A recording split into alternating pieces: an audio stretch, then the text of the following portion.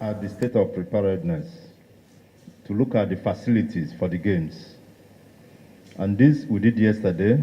Before we started, we held a meeting with His Excellency the Deputy Governor, and the key areas were briefly looked into in the meeting, and we are supposed to continue today after an inspection of the facilities.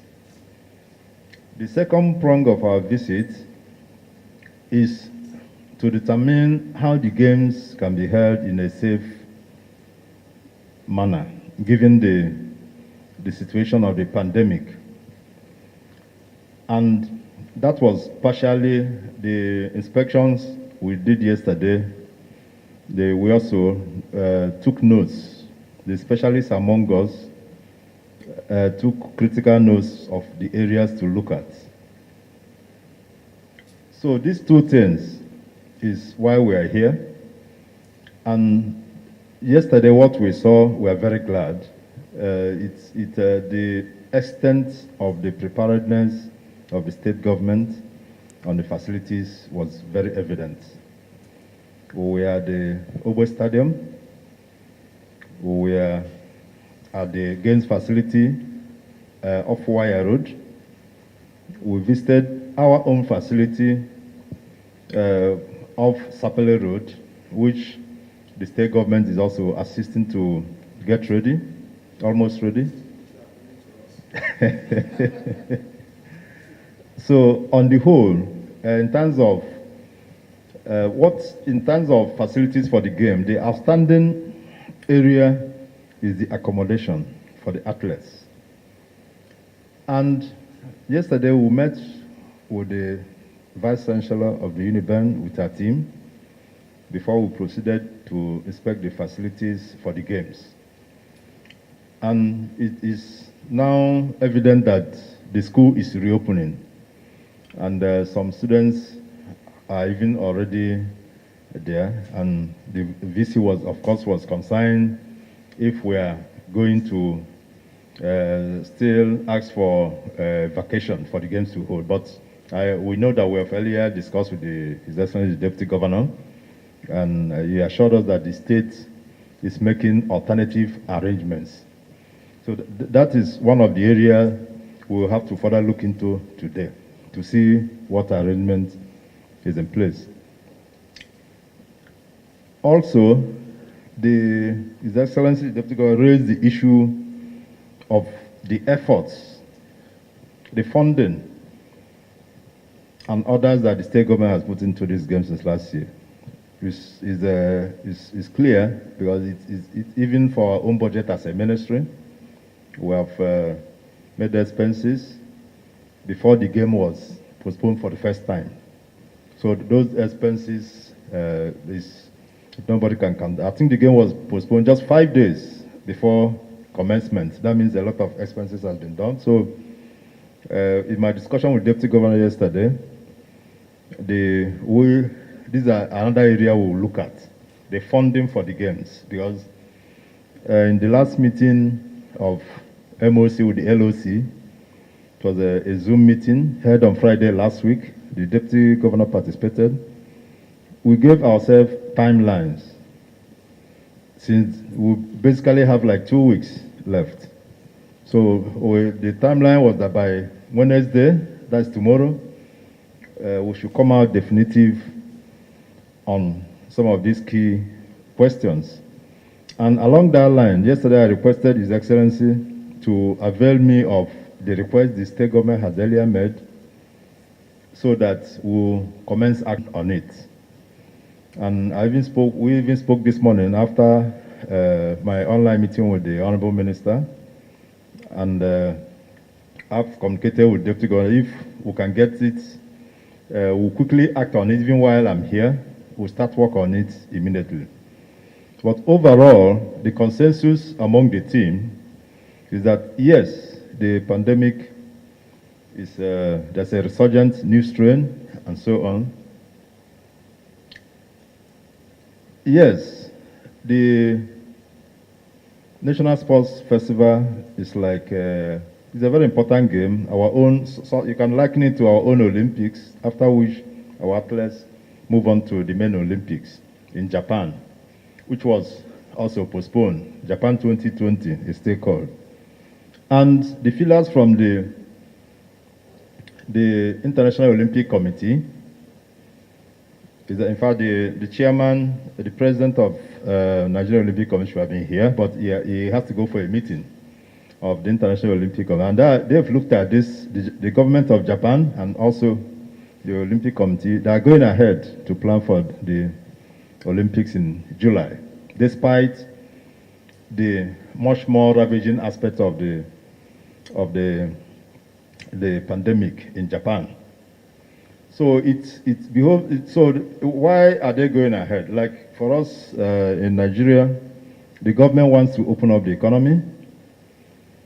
The pandemic has to be, the protocols has to be observed very strictly in a safe manner.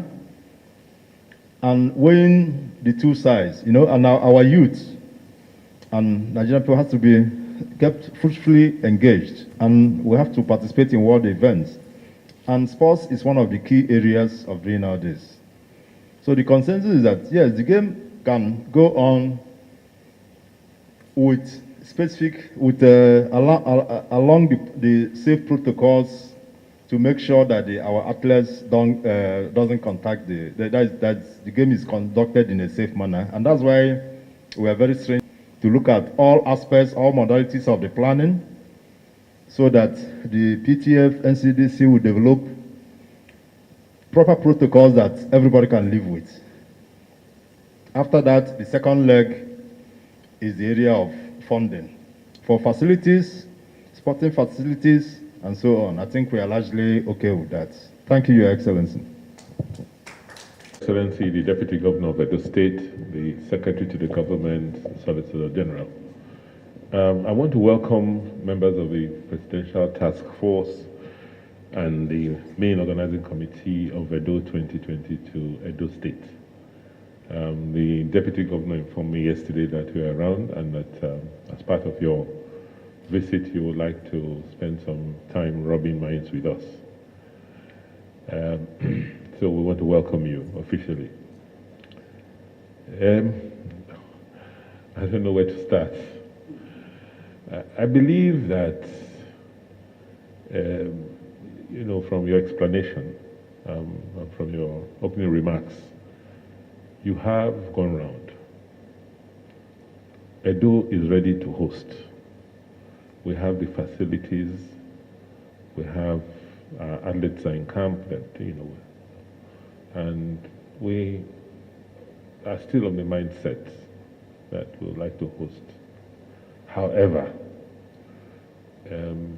we have to balance things. I think COVID, the whole COVID phenomenon, just calls for us to take a new look at the way, as human beings, as humanity, how we exist and how we interrelate and how we balance issues.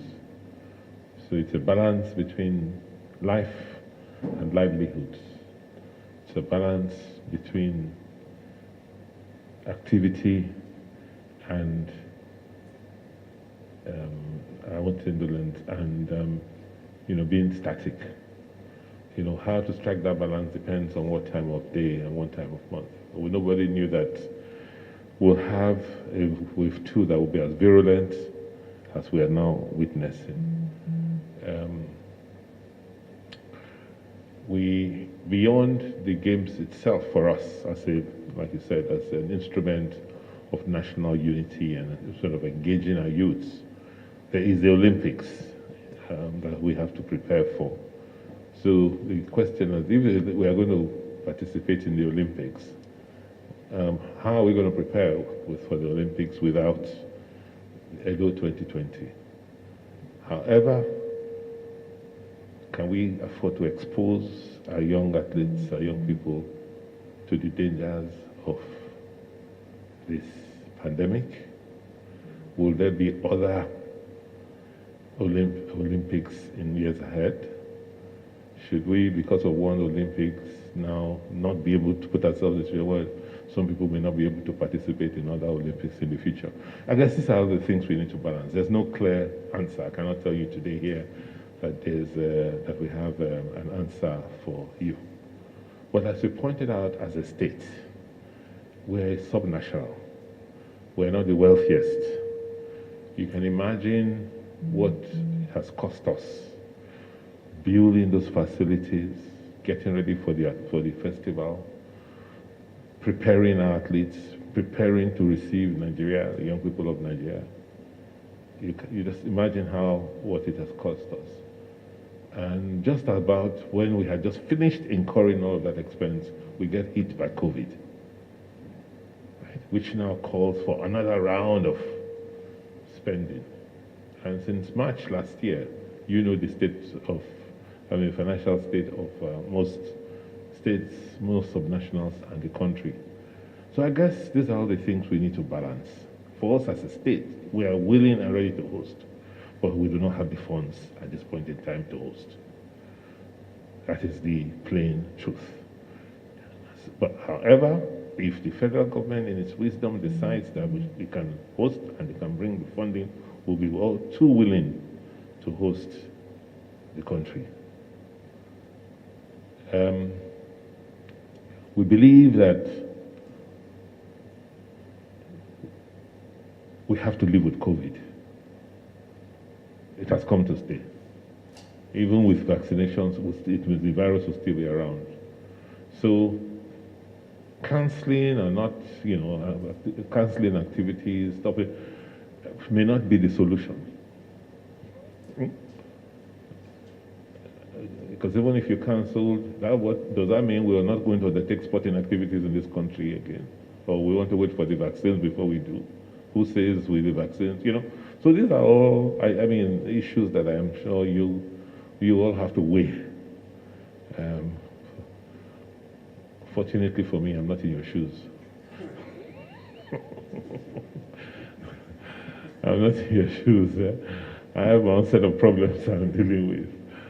But our message from Edo is clear. You've seen the facilities, they're available, they are ready. And people are willing, our young men and women are training, they're excited. However, there's a risk. And I'm happy that you've come with the full complement of the team, the PTF team, the NCDC team, the epidemiologists. I wish you had signed into our call this morning. Every day at 9 o'clock, I chair, and the Deputy Governor always calls in, we chair a virtual meeting of the Edo State COVID Committee Response Team. It's something we take very, very seriously. It's daily. It's a daily. We issue reports, we issue statements, and it's risk communication press every day. If you're around tomorrow morning, you'll be invited to log in and to just, be part of the conversation, the debate, and listen to the statistics, look at our responses. Maybe all of that will help enrich your decision-making process. So on that note, I want to thank you. I want to also especially thank the Ministry of Sports for the support you have been to us. You've made facilities available. Every time we've called the ministry, you've always been there. We know the Honorable Minister of Sports has taken a special interest in Edo. We want to use this medium to him. And members of the Nigerian Olympic Committee, we've been at this, we've been working very closely. We empathize with you. You have to make a decision whether you want to participate. You want to go to Tokyo, and if you are going to Tokyo, where are the games, where are the trials, how are you going to prepare our team, our squad for the Tokyo Games? So, on that note, I want to welcome you again and thank you. Whatever decision you arrive at, the Edo State government will go with it. Thank you. Our pride, beautiful Edo, glorious Edo. You're the heartbeat of Nigeria, beautiful.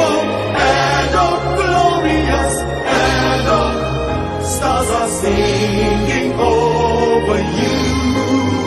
You're the land people dream to be.